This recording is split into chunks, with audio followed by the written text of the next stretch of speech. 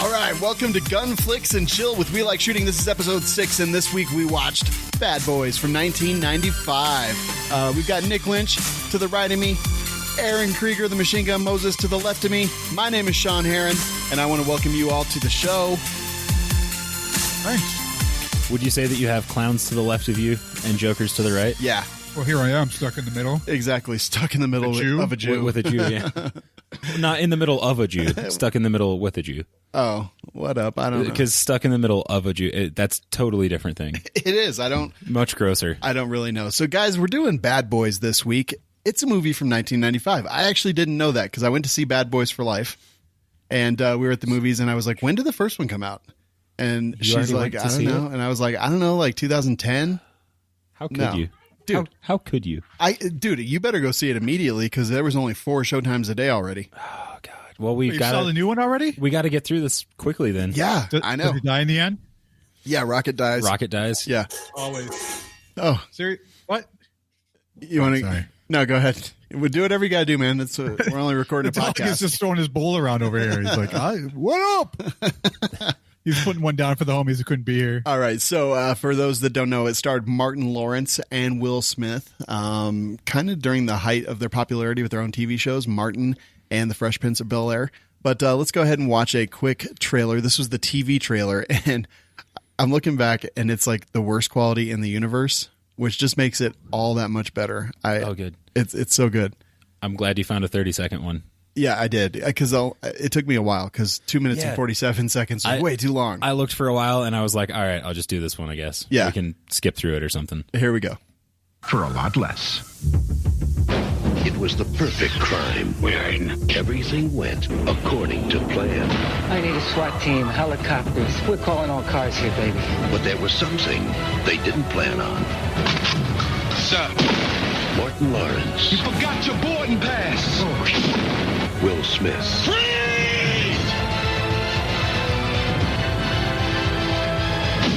Bad Boys. What you gonna do? At theaters April 7th. All right. I love the you forgot your boarding pass and he holds the gun up and shoots, because that's like some crazy foreshadowing on what the TSA was going to be like 6 years later. Yeah, 7 it's so years later. odd. Simpsons did it. Probably, yeah. Probably, yeah. So, all right. So I love this movie. I've always loved this movie. I love the second one, and I really like the third one. So I think we're going to go through all 3 of them, right, Nick? I hope so. That's the plan. All right, cool. Where do you want to start us off, Nicholas? I mean, we've all seen this before, right? I definitely have, yeah, like many times. And Aaron? Yes, sir. Oh, sorry, you're still. No, no wrong. Yeah, I've seen it. Yeah, so I mean, we've all seen this. There weren't really any surprises. I think a lot of people out there probably have seen this. I believe Tia Leone was married to David Duchovny? Yeah. Okay. I didn't know that. I said, can you believe it? Not did you know that? No, I said, yes, I can believe it. Really? Uh-huh. Oh, she was way too hot for him. He was famous. He was the X-Files, bro. Yeah, but he was Fox Mulder. Yeah. What have more you, like what Fox have you, Smolder. what have you ever done? Get the out of here. It's not like I ever dated her. So, you know. So on this watch through, there was one thing that really got me. I made it about halfway through, and I started thinking about like Will Smith's career at this time, right? So like he's rapping, he's doing the Fresh Prince, and his whole thing up to this point was like he was doing clean rap that didn't have profanity. Like he rapped about not having to use profanity and stuff. Yeah, and he says like a lot in this movie, and it was really awkward. It seemed wrong. It was kind of interesting. I will say that brings me to my first little bit of trivia is that Michael Bay played this movie for his mother before it released, and she was very upset at the amount of cursing in it. So apparently he took a ton of cursing out of it. Wow. Before the theatrical release. There's the scene where they're wrestling on the front lawn, right? And Will Smith like flying tackles Martin Lawrence, and he says something like "Come here, or I'm gonna get you," and then it's like "Come here, Nit," and there's like a hard cut. Oh, I was like, Will Smith, you're not supposed to say words like that. I will tell you, in the new one, he actually says the N-word, and it seems so out of place. I wonder if it was because they cut it out of that one. Maybe, I don't know, but I love that like they left the beginning in. So you could hear the first couple syllable or like the first syllable or whatever, and then Dang. All right. So why don't we let's read the plot. Whichever one you want to read, Nick. let's see. Let's go with the shorter. You know what? Reading the plot. Let's just tell people what it's about. Like, if you have not seen this movie, it is literally, doing math, 25 years old. Right. Crazy, right? Yeah, dude. Because is Martin Lawrence super fat now? He is not in good shape. No, that's what I thought. I mean, I saw the commercials for the new one. It's like he got fat. Yeah.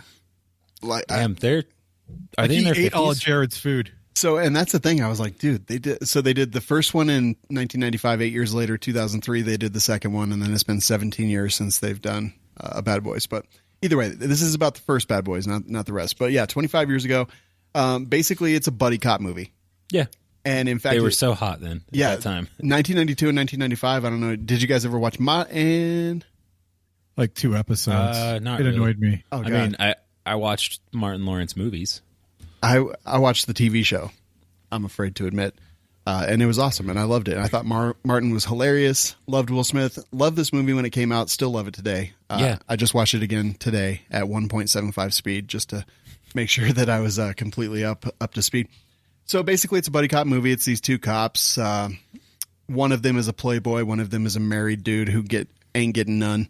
And Yeah, this one they actually explain the fast cars and fancy apartment and stuff. Yep. Unlike Miami Vice, where like they sort of explain it, but it's kind of a thin. And this one of them is a trust fund baby who is basically a cop because he wants to be. yeah. Yeah, and he's like super cop and does everything. And as he tells his partner, Martin Lawrence, Marcus Burnett, I'm here because I want to be. I'm the first one through the door and the last one to leave the crime scene every day. I live for this. What surprised me is when they were talking about the amount of body count, the bodies they have underneath them. Yeah. And apparently, Oh yeah, Will Smith's character has a ton. Well, okay, we'll talk about that when we get to the body count of the movie. So anyway, they make a big, huge drug bust, and then the movie starts off with basically criminals going in and stealing all the cocaine, yeah. Heroin. whatever. So they go in, do all of the stereotypical stuff where they like clip into the security system and have a feed with nothing on it, and they stab a cop with a syringe filled with some sort of sedative. And did you notice how long that needle was? No. It was like 3/4 the diameter of his neck. Oh, God. And the dude sticks it all the way into his neck and injects Jesus. it. So it's like shooting out the other side of his neck. Yeah.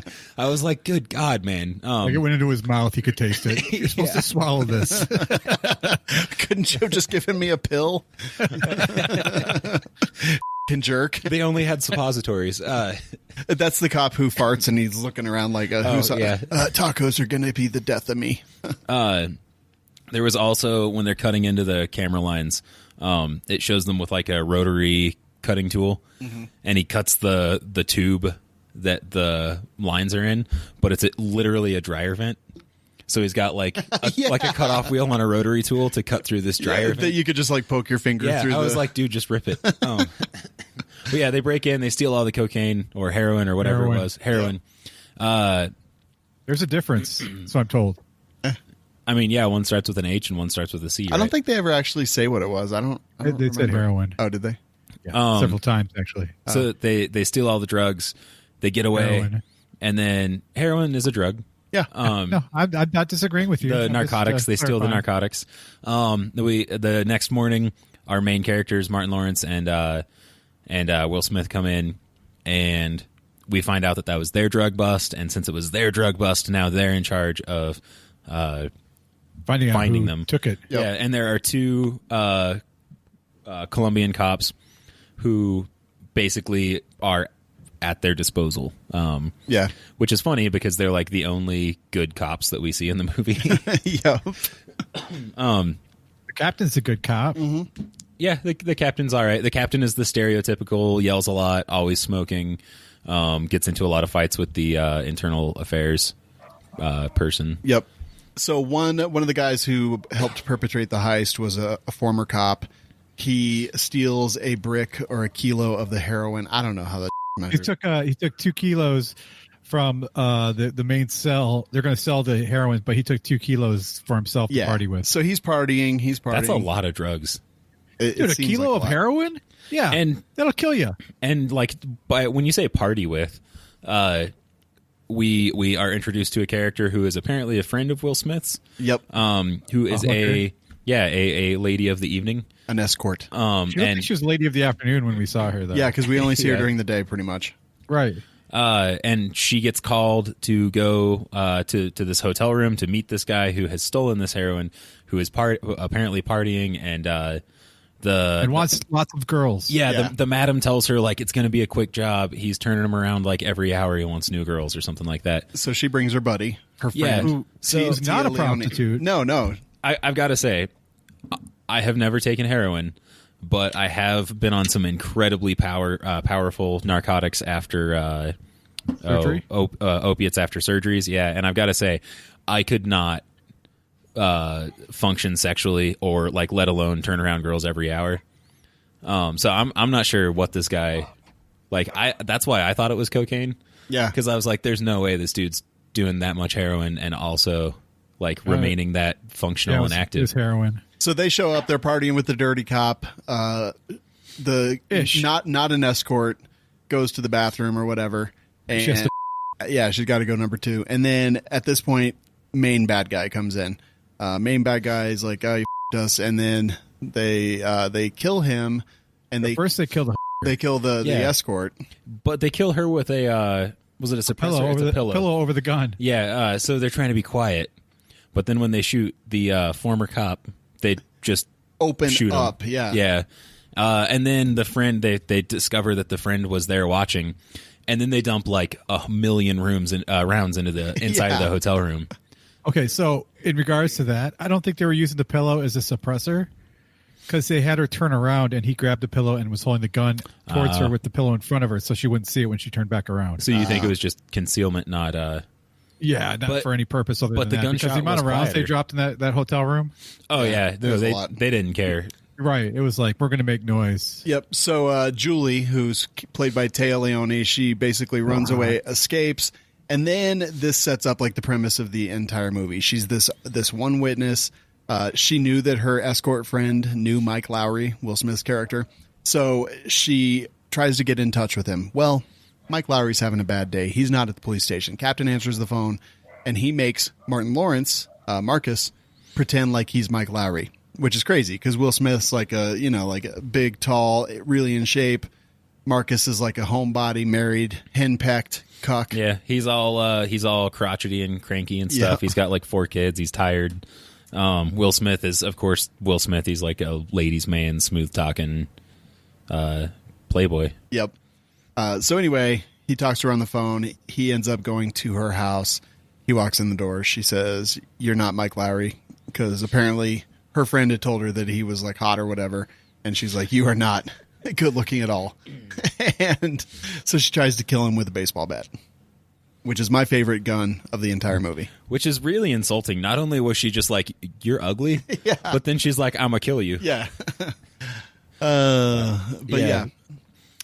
Then so he convinces her. He takes the baseball bat away from her, convinces her that he is in fact Mike Lowry, and that's when the bad guys show up, and we have another shootout. Absolutely. Yeah, there's lots of shootouts in this movie. So many shootouts. Like 2 or 3. Like 4 or 5. Yeah. Oh, no, there's just a ton. I just was under-exaggerating. Oh, I was like, there's so many. If you exaggerate too much, what's the under-exaggeration? I don't know. There's like, you see a gun in the movie. Yeah. That would be an under-exaggeration. There you go. Yeah, but what's the word that you would use instead of unexaggerate? You would Aaron it. No, I feel like you would over. You would half-ass it. No. JK. So at this point, I don't know. Like, let's start maybe bringing in some guns from the movie. Yeah.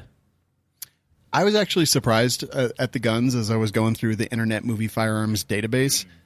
And then I was like, oh, 1995. Actually, no, it makes sense that there's revolvers everywhere and all the guns that they're using. So let's see. Mike Lowry carries a 6 hour P226 throughout almost the entire movie. That's the gun that he pretty much uses. Designed in 1980 to 83, so those have been around for about 12 years before they made it into this movie. And I mean, this is a double stack version of the 220. Yep. Which had been around even longer. And and of course it's stainless or nickel. Yeah. So it's the bright. It looks silver. nickel. So anyway, and then Marcus, Martin Lawrence's character, he carries the Smith & Wesson 4506 and 45 ACP. And that's also, that one looks stainless to me. And 6906. And a 6906. Yep. And yeah, those are stainless guns. Yeah. Yeah, those Smith double action, single actions were really popular. Like late 80s into the 90s. Some decent guns there. Yep. That 4506 has been in a bunch of movies. Yeah. Like recently Bright. It's crazy that they were everywhere. They were so ubiquitous back then, and now you rarely see them. Like if you go into a gun shop and you see one, like you're kind of like, oh, hey, that's cool. Yeah. That's what Tyler Durden used, Brad Pitt's character in Fight Club. I thought that was kind of interesting. I did not know that. They came in 10, 13, and 15 round magazines. I wonder why the 13. Maybe those just came first, and then they figured something out to squeeze 2 more rounds in later. Yeah, for sure. So not a whole lot of crazy difference between that. What's the 6906? The 6906 is just a small 9mm. It's like a subcompact. It looks pretty similar to the 4906. Yeah, I mean, all of these Smith & Wesson guns are essentially the same, just the scale, caliber, and whether they're double or single stack changes. 1911 derivatives? No, not at all. Then, okay, savage. Then Will Smith, at some point, he uses a 6-hour P225. So yeah. Smith and Sig got the most exposure in this movie. Let's talk about Will Smith's terrible setup. Okay.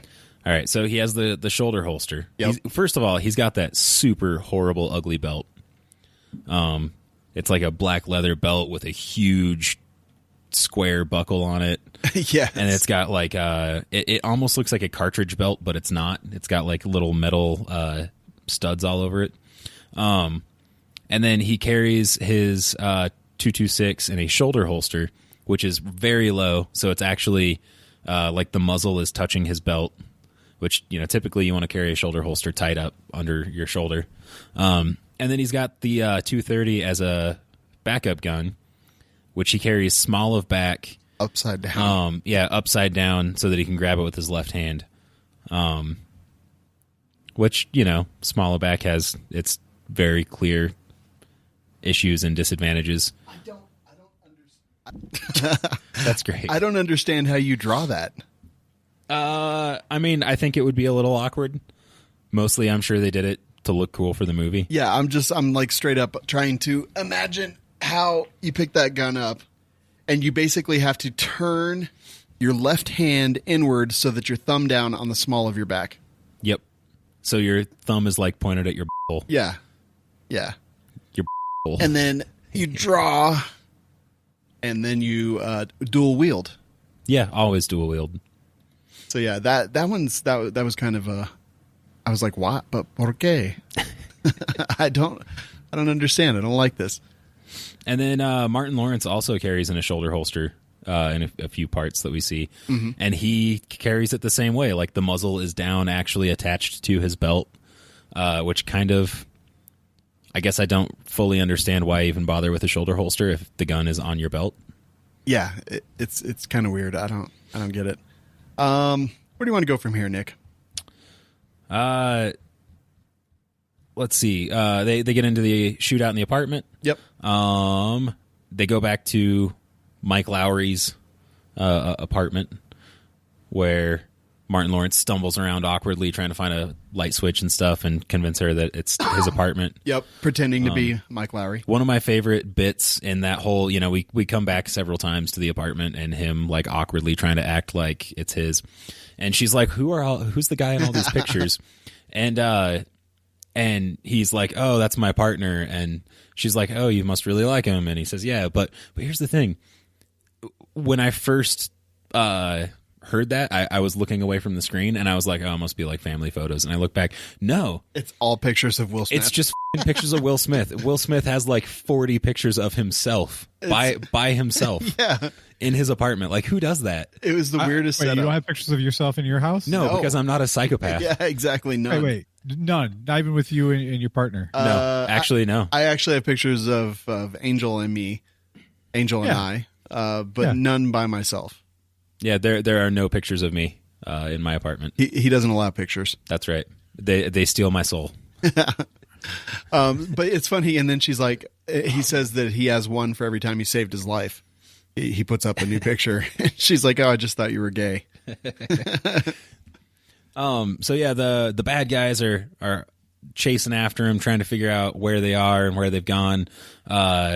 Will Smith, because he can't go back to his apartment because they're pretending like it's not his apartment, goes to Martin Lawrence's house and stays with his wife and kids.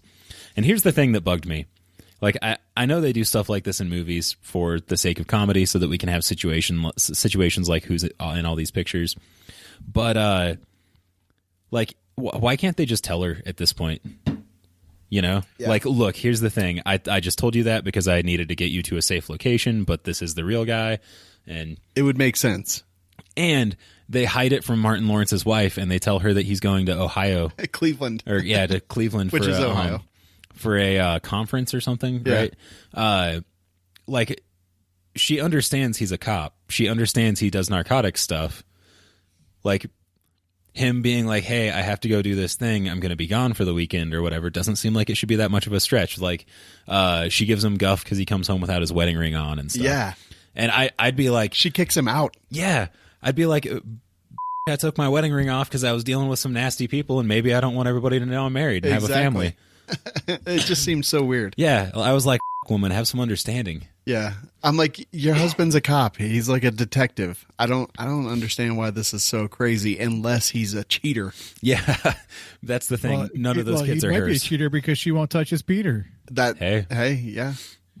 If you don't go to town, your man's going to get down. You know what I'm saying? She's like, she's looking at the kids, and she's like, I think your dad sleeps around a lot. I don't know if any of you are actually mine.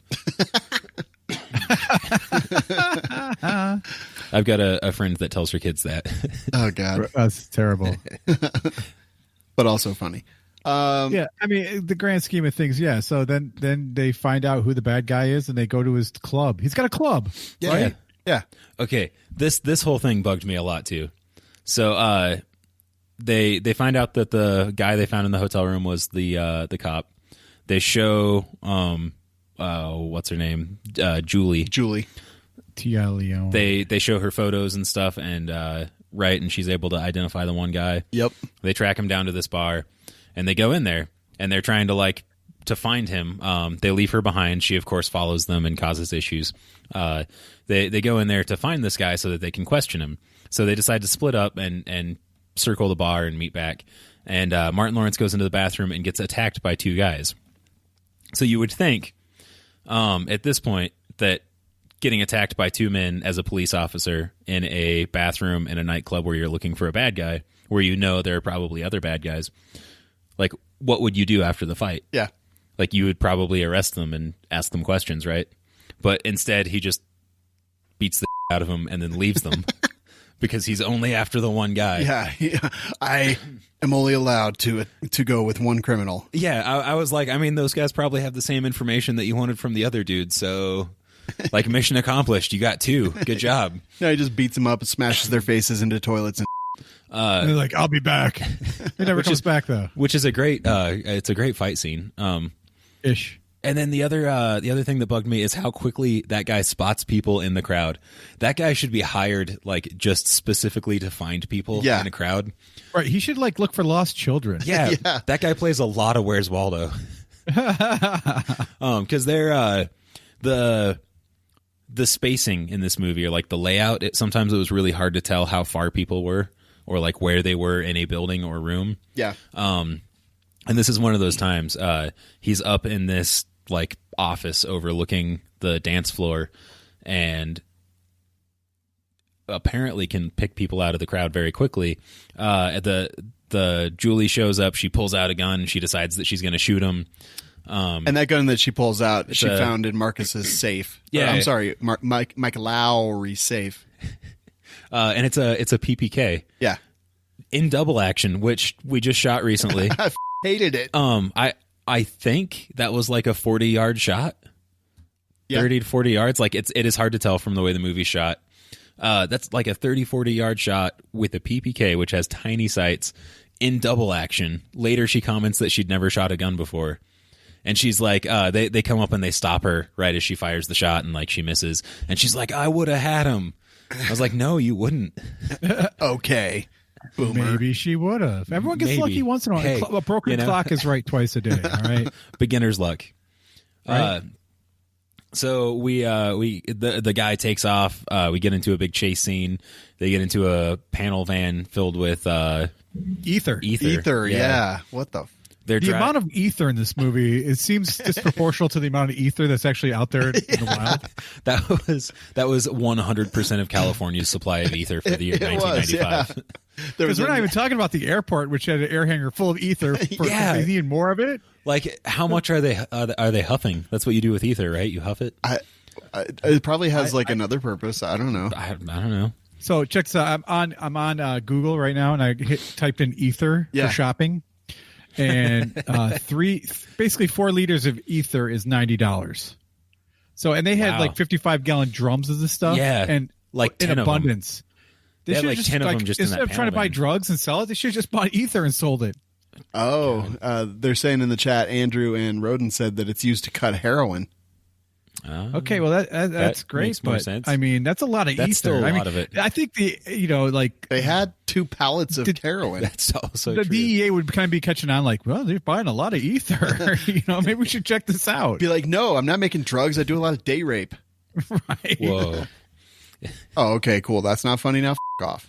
So yeah, they take off from the club and we get a chase scene where they're getting chased by a really sweet Camaro. Yes. And they roll the ether out the back and then blow it up and blow up the Camaro.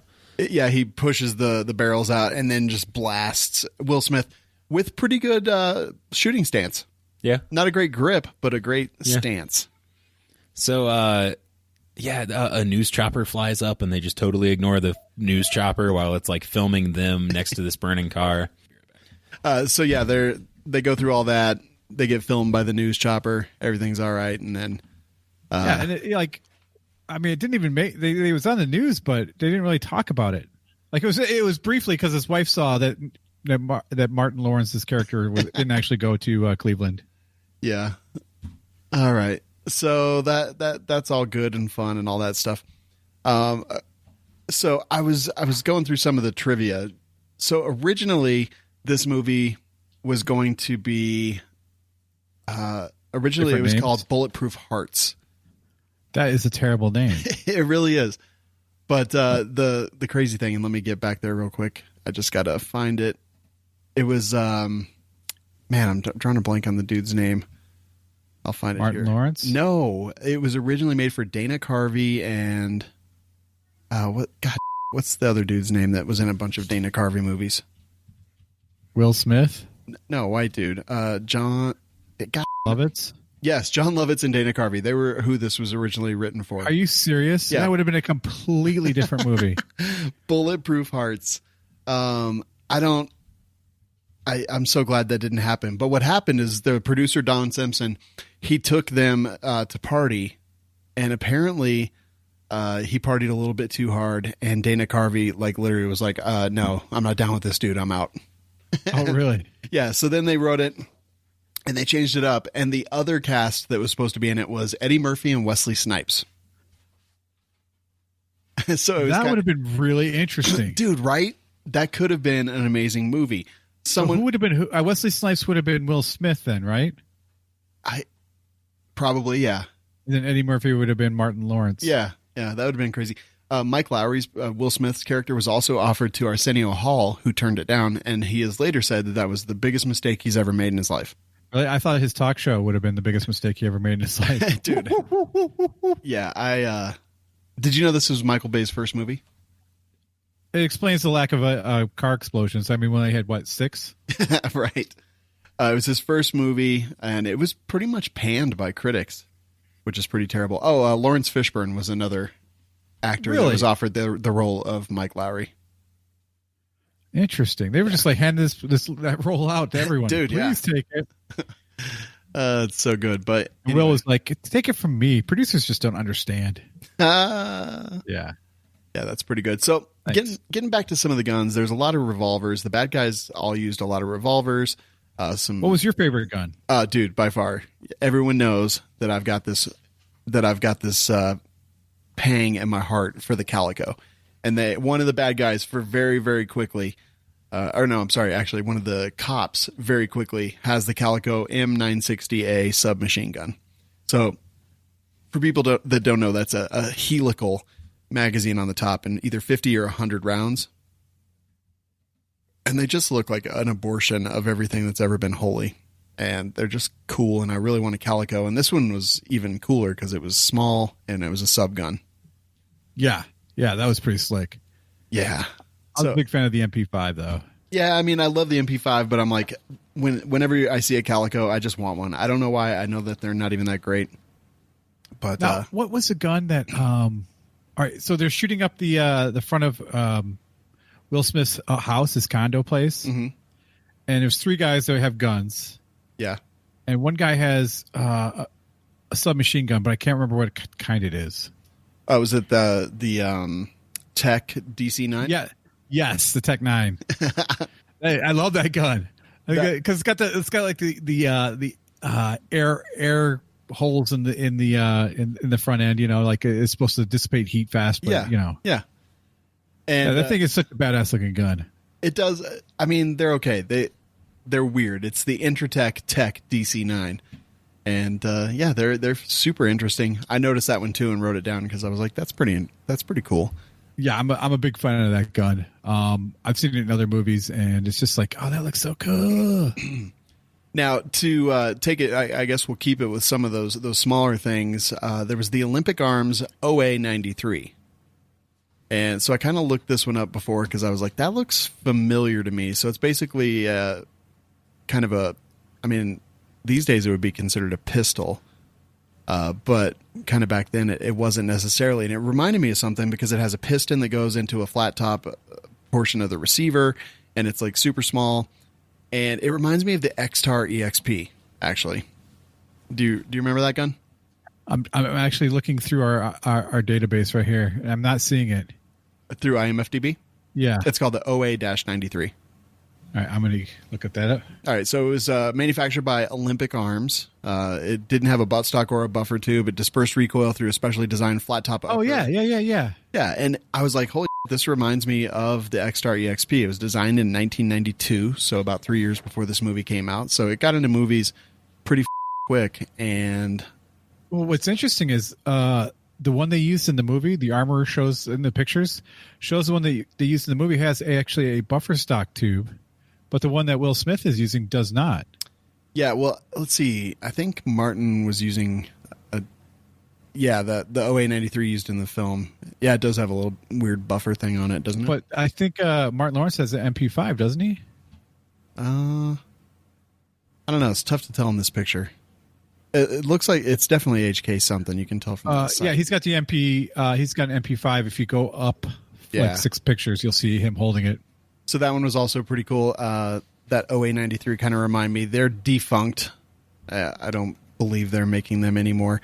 And a lot of it was because of laws. So in 1994, the crime bill required them to perform modifications to the basic design to continue selling them. And the first revision to it was the OA-96, in which a 30-round ammunition well was pinned and welded and placed in the mag well so it couldn't be detached. So you had a button on the rear which opened up the receiver, and then you loaded through the top via stripper clips. Terrible idea. Yeah, then 2 years later came the OA-98, which was a detachable magazine, but the body was skeletonized to reduce the weight below the 50-ounce restriction to allow it to have more features to be compliant with the 1994 crime bill. Is that a piston-driven gun? Yes. Okay, it's so weird looking. Yeah. And then the thing must just heat up like crazy. Oh, yeah, totally. So this was, it was illegal during the federal assault weapons ban, and that was kind of a whole thing. The Detonics Scoremaster.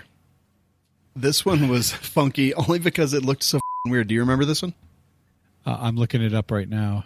So one of the bad guys has this, and it's basically a 1911, or it's not basically, it is a 1911 style gun, but in the movie, he's got this big ass dog barrel coming out the front of it. Right. What is that all about? So it's just a longer version. Excuse me. I did look up the Detonics. Unfortunately, it was on my other computer, but there's a bunch of them, and the Scoremaster was the one specifically in this movie. But that company went through like a lot of drama. They went out of business. They went bankrupt. Someone else bought them and kind of kept making them, but they were just really funky. And it just that barrel sticking out the front of that Scoremaster.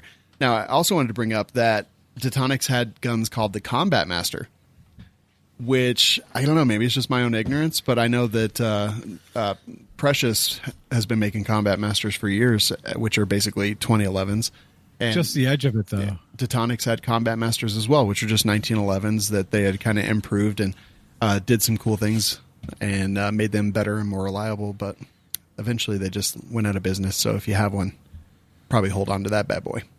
Bad boys. Detonics made some pretty cool stuff. Yeah, and back in the day. they were known for kind of making the compact stuff as well. Yeah, So- like the Combat Master. Yeah. Was very, very small. They made like the 1911 that you see in Terminator with that huge red dot, the long slide. Yep. That was one of theirs. They made some cool stuff. Definitely did. And then the last gun that I wrote down was that Cop, which was the 357 Derringer. So it's a 4-round Derringer style gun. Just, I don't know. It looked interesting and cool. They're very cool. 357 mag out of a Derringer seems unpleasant. Yeah. At least it has a trigger guard, though. So, Absolutely. So, Nick, I went through a bunch of trivia while you were gone, and then kind of went through the guns that we really liked. What guns did you like that you were super interested in? So I like that Scoremaster. I've always thought those were kind of cool. That the extended barrel in this one, I actually assumed was ported. Mm-hmm. And then looking closely in the movie, you can see that it is in fact like a solid barrel. It's just for whatever reason an extra 2 inches longer than the slide. Yep, I was like, okay, cool, Red Rocket. Later on in the movie, the two characters go into a convenience store, liquor store thing. Yeah, that I was real confused by.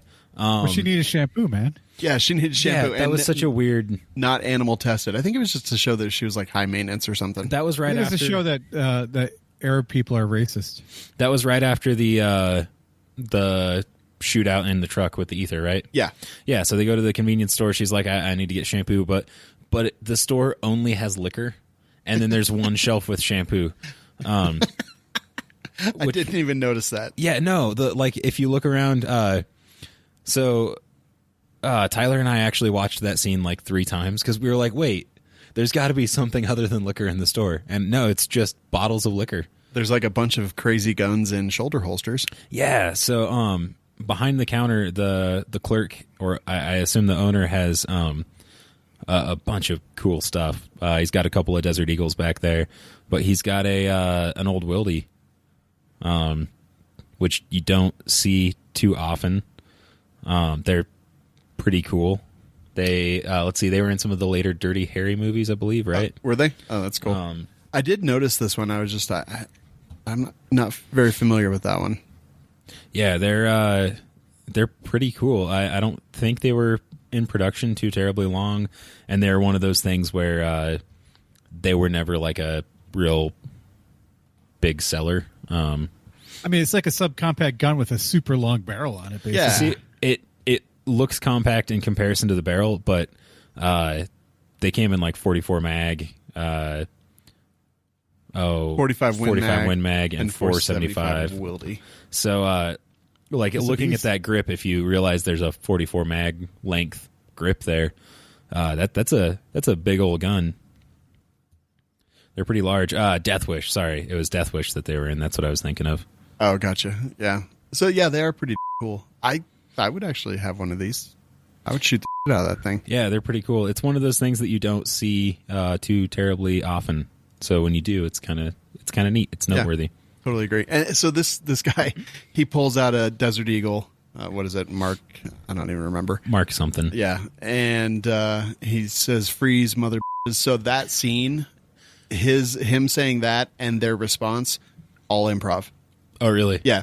The director Michael Bay gave them permission to improv those lines, and so they did. So freeze, mother, and then them saying, "You freeze," and then Will Smith says, "We want tropical fruit, bubblicious," and Martin Lawrence says, "And Skittles too." That was all ad-libbed, which I thought was crazy. So yeah, this guy has all kinds of crazy guns. Wildy, Desert Eagle. He's a true connoisseur. Yeah, absolutely. Yeah, and this is another scene of many where they showcase their ability to fake argue to distract their opponent so that they can pull guns on them and take advantage of the or take control of the situation. Yep. Oh man, what? Where do we go after that? I'm like, is it the shootout in the apartment? I mean, I think other stuff happens. Yeah, but that's like the next cool thing. That at Mike Lowry's apartment.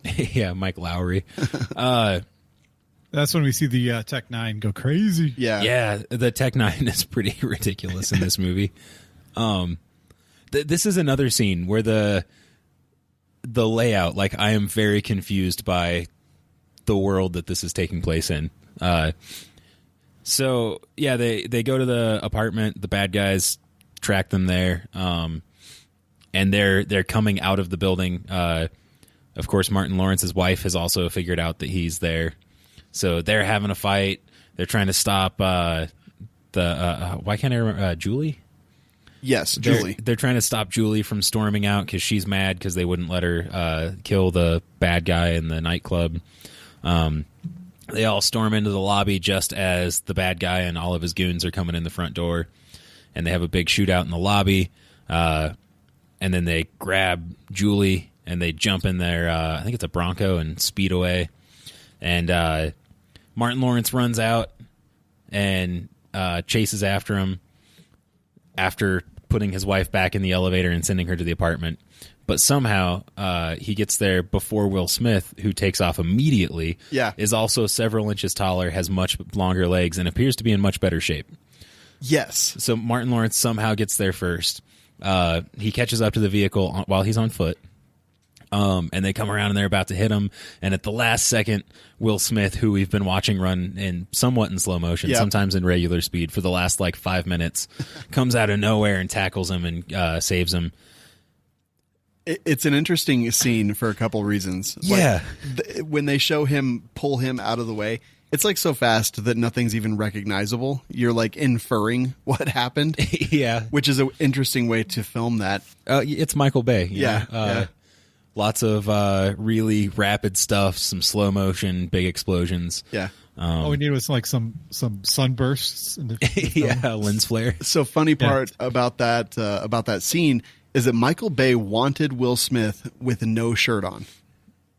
He wanted him to run and do all that with no shirt on. He was supposed to film that whole scene. Will Smith actually refused to do it, and they compromised, and Will Smith did it with an unbuttoned shirt. Why no shirt? I don't know. Why would he refuse? I got I got questions, man. If I looked like Will Smith in this movie and someone was like, "Hey Nick, we want you to run shirtless down this street while we film you," I would already had my shirt off. Yeah, I'd be like, why do you want me to wear it at all during this movie? Yeah, I will do this whole movie topless. Exactly. Yeah. Every scene. So is this shirt on or shirt off?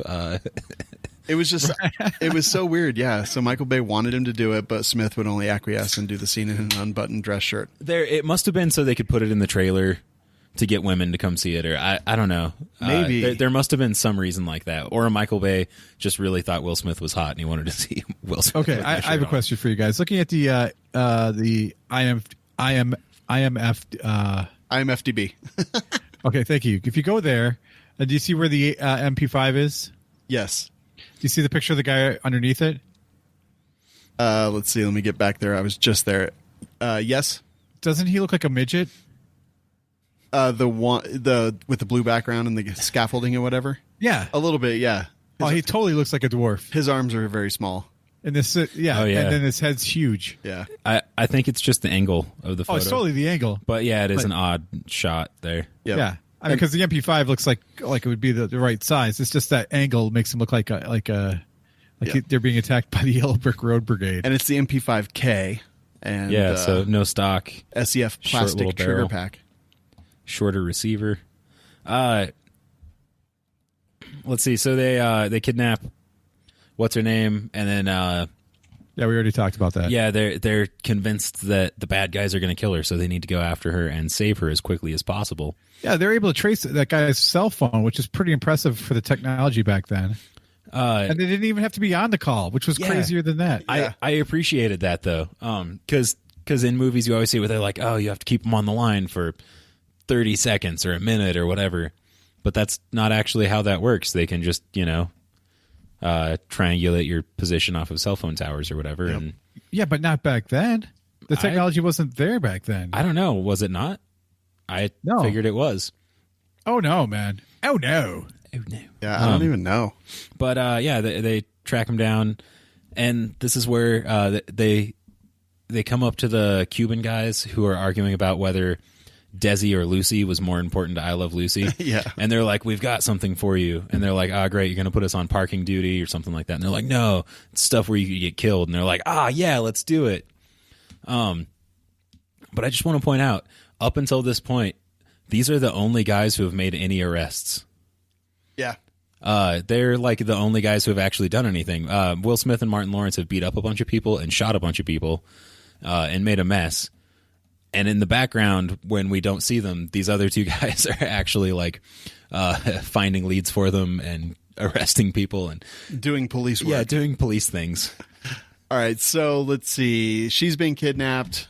Everything's So there now they're at the airport. And now they find out that one of the police ladies, they had naked pictures of her that they were going to post at her kid's school, so she was like not helping and giving them the wrong information and so then she tells them where they're going to go, and that place is the airport. And they're convinced that they have to get there right away because they're going to kill the woman whose name Julie. Yeah. How she was even alive at that point? Like, why? Yeah, I was like, why would they even still have her? Every time they saw her, they just unleashed a barrage of gunfire in her general direction, Well- and now suddenly they've got her, and they're like, "Hey, you know what? We're going to make it big." What did they need her for at this point? Nothing. Like, Why did they need to get her in the first place? She knew nothing. Right. The only thing she had was she could identify the guys. Yeah. They've Right, gone but I way mean, like, beyond that. So California is a big freaking state, man. I mean, Yeah. was she going to run into him at one point? Oh, there he is. Hey, I remember when you killed my friend Max. Yeah. Oh, they're at the I mean, grocery it's store like- in the produce aisle. You son of a. Yeah. So it was a ridiculous amount of like, let's get her. There's no need to get her. Yeah, and at this point, like they have her. She's the only witness to the first murder that they committed, even though they've committed a bunch of other crimes and been witnessed by police. So, if they really like are so worried about her, why don't they just shoot her? Yeah. Like, I expected them to go out, get in the Bronco, drive down the block, shoot her, and then like dump her body in the street or That's what- something. Okay. You know? I want to talk about that Bronco getaway scene. So once they snagged Julie / Tia Leone, and they don't drive away. I mean, they're in the front of the building. They could just drive away. No, they drive down the sidewalk and go crazy and like hit like 6 cars and crash the car. And then they had to steal a taxi cab. I mean, if they would have just drove away normally, everything would have been fine. And they're only being chased by 2 men on foot. yes. And one of them has an unbuttoned shirt for Yeah. whatever inexplicable reason. This isn't Bullet. Like, Steve McQueen's not chasing after them in a Mustang, like ramming them off the road. It's just 2 guys running. All right. Yeah. So you do like 35 miles an hour and they can't catch up. we get to the airport and epic shootout takes place. Lots of explosions, lots of ether. More ether. Why do they have the ether at the airport? Were they flying it in to cut it more Maybe. heroin? Yeah, probably. No. Probably. Come on now. And then there was like giant propane tanks for the planes, and Yeah. there was fuel for the plane. I mean, it's like, hey, let's dump everything that's combustible in this one hangar. And Okay, put it this is all around the airplane because it leads to one of my favorite things. The scene where there's a bad guy with the mustache up in the plane and there's a bunch of ether and below him. And Martin, I don't even remember what one-liner he says, but he shoots it. you forgot and your then- boarding pass. Yeah, forgot your boarding pass. And then, dude, like, so everything explodes, and the dude explodes out the other side of the plane. In the trivia, it said that Michael Bay was really upset with that scene, but it didn't explain why. And I was like, I mean, it seemed okay. One of the things I love about this scene is, again, they get the two Cuban cops. They put them in garbage man Uniforms. coveralls. Then they have them drive a garbage truck, and I'm like, oh, okay, so they want to blend in. Will Smith and Martin Lawrence get in a dumpster that's on the front of the garbage truck. I'm like, they want to blend in, get close without alerting these guys. No, they drive through the wall and the hangar. Why did they need to put on the coveralls? I don't even know, man. To demean them, I guess, because they're Hispanic. The other This thing, movie's full of racism. The other thing is that Will Smith has the most badass setup ever in the frunk of his Porsche. He opens it up, and he's got 2 MP5Ks and 2 sets of body armor in there. And he pulls them out, and then in the next scene, one of them is an MP5K, and the other one is the Olympic Arms. OA 93. Yeah, OA 93, which is kind of cool, but also kind of disappointing, because I was like, yeah, MP5s. Yeah. But as soon as they start shooting, one of them turns into the Ollie Arms for some Well, reason. they handed it to the midget. They gave the other. They could only afford 2 of them. Right. Yeah. Apparently, the explosions. And, okay, let's talk about this car chase scene at the end there. Oh, well, before we do, the fat dude that had the Detonics score, was it Deltonics? Detonics. Yeah. Score master. They shoot him into electrical panels, which then proceed to burn and fry and electrocute him, like to add insult to injury. This poor man. Well, I just want to know why the they got all that open electricity just sitting inside their hangar. Like, it doesn't Especially seem... with all the explosive material laying around, like gas and fuel and ether. There's the first part where they're at the at Julie's apartment, and the bad guys show up, and they like chase them outside. Mm-hmm. And the guy with the mustache turns to the fat guy, and he's like, "You let him get away," or something like that. And my immediate thought was like, "Thanks, Jerry," from Parks and Rec. I was like, "Holy!" Well, he's Jerry. like, "Now you're in fucking trouble." Yeah. He's like, "Sorry." All right, Aaron. So car chase. Yeah. So there was a Cobra, Ford Cobra, Shelby Cobra. Shelby. Shelby Cobra that the drug dealer was going to take back to wherever drug bill he lives in. Drug Street. Yeah, but the other bad guy, after killing the drug dealer, because I guess he didn't want the deal to go south, and if he did, he wanted it to go even worse. Yeah. He immediately decides that guy's in on the raid. Right. So not the cops he's been trying to kill for the last 4 days or whatever. Yes. So he grabs the Shelby Cobra and starts driving away super fast, and then they all hop in their Porsche. The Porsche, but I mean, not before everything blows up, right? Like, okay, Martin Lawrence is shot in the leg at this point. Oh, yeah, When I fell down the stairs, I could barely walk. I got shot in the leg, and he's like, I'm good. He's driving like crazy. Oh, yeah, he got to drive then. I forgot about that. Yeah, and they have to get through this, like they have to thread the needle to get through this area, and there's 2 cars, and only one could fit. And the Porsche rams the other one, the Shelby, and the Shelby goes skidding sideways into it, and crashes into it at like 162,000 miles per hour. And the guy gets out. The guy's okay. I mean, granted, I'm sure the Shelby Cobra has a seatbelt because that's about it. It doesn't have airbags. It doesn't have crumple zones. It has nothing. He's doing 0.5 past light speed. Right. Yeah. So he's making the Kessel run. You know what I'm saying? Yeah. They were saying in the chat that it was probably kits, but no, this was actually a Shelby Cobra 427, and they actually messed it up, and it got like body damage and stuff.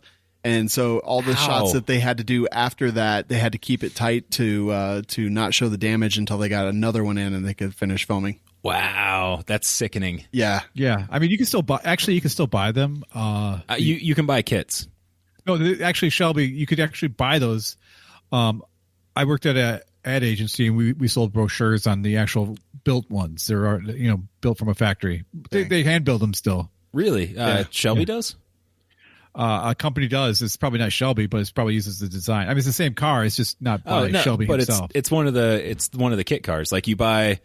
It's funny because I was actually shopping for these. Well, I would say shopping. I was looking at these and then watched the movie like later that afternoon. So when the Cobra came out, I was like, oh yeah, oh hell yeah. But you buy a kit that has like the body and basically everything, but like an engine, transmission. Rear axle. So yeah, these ones had engines and transmissions and suspensions and all the fancy brakes. Okay, that's cool. probably upgrades. Anyhow, we'll save that for Carflix and chill, or Carfax and chill. So anyhow, yeah. So the guy gets. I mean, listen. If you hit something that fast, your brainstem is going to release from its everything. I mean, you're hitting that thing so hard. He hit it sideways. It's a brick wall. I'm just imagining the car hits the wall sideways, and then this guy's brainstem comes out the side of his neck and just splats against the wall. That would have been I'm awesome. surprised it did. And Sean hit a wall once, and I think I got whiplash. Dude, I know. This guy hit the wall doing 1,000,000 miles an hour. The worst part was the dude, Rob from Black Rhino Concealment, that ran up behind us with our hubcap.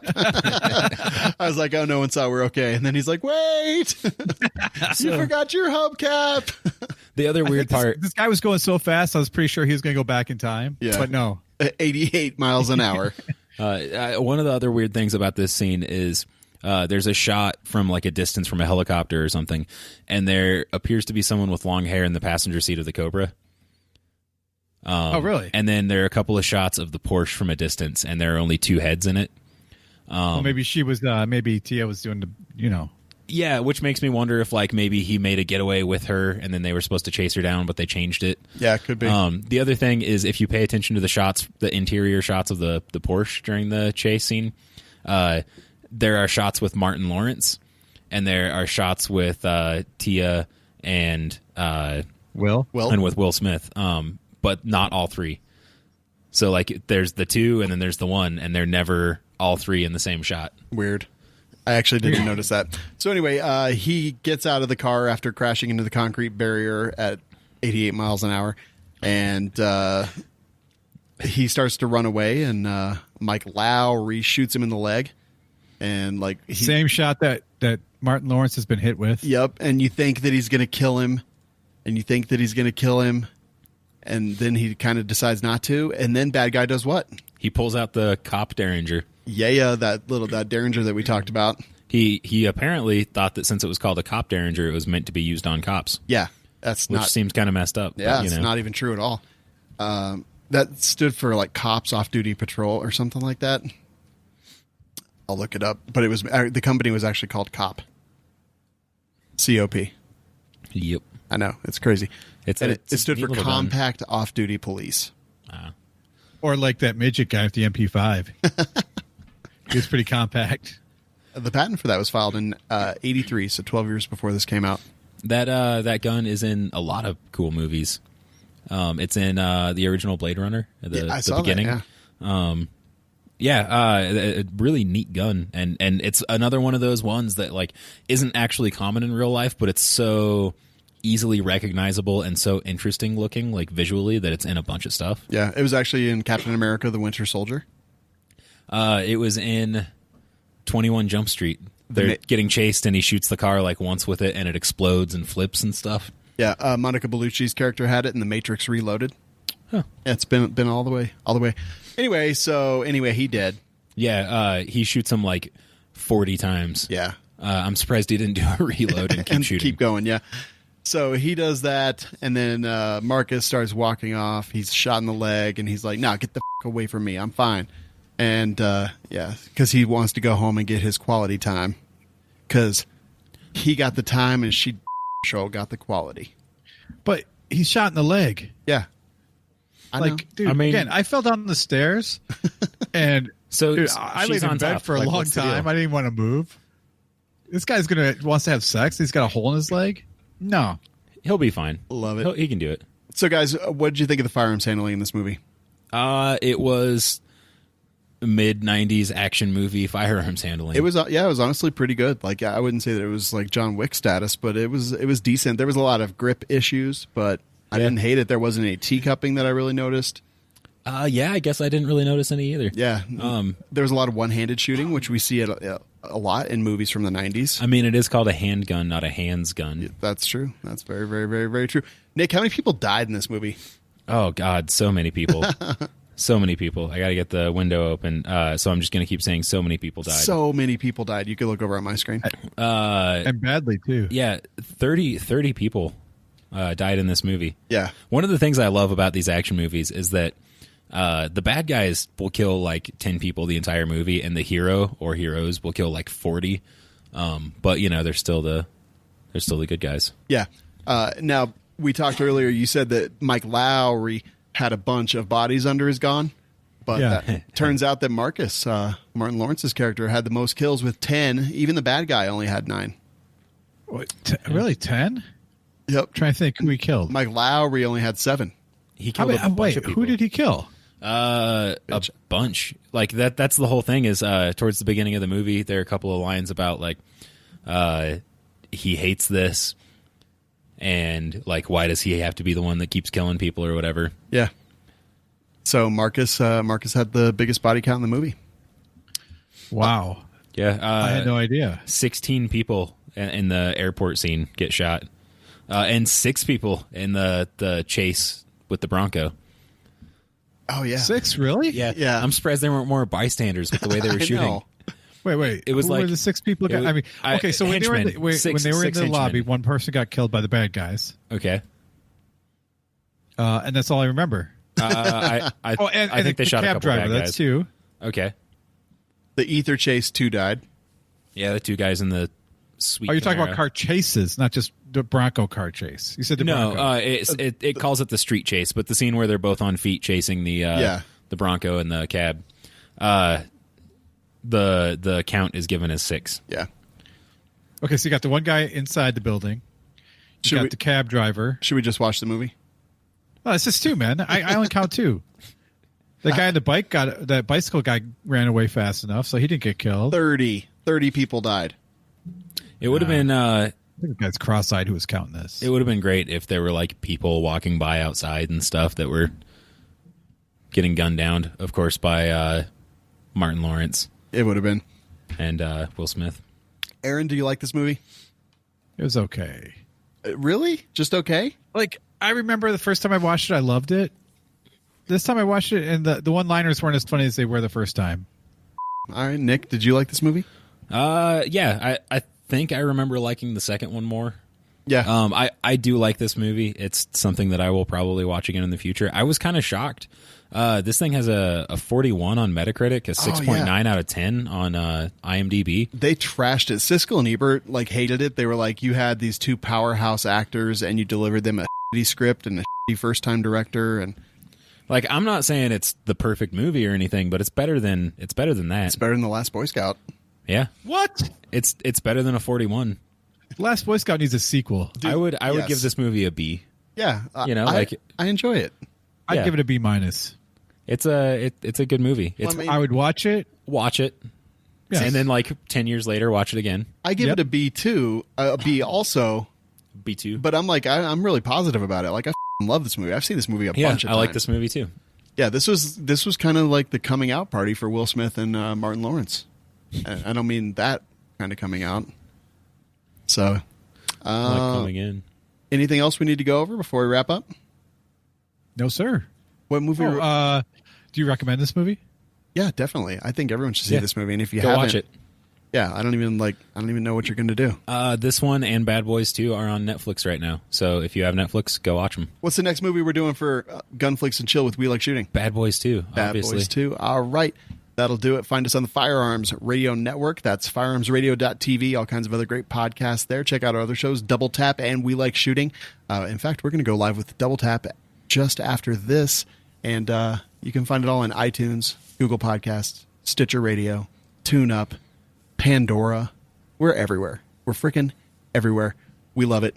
Nick, you get the final words. Okay. Bye. No, I get the final words, Aaron. So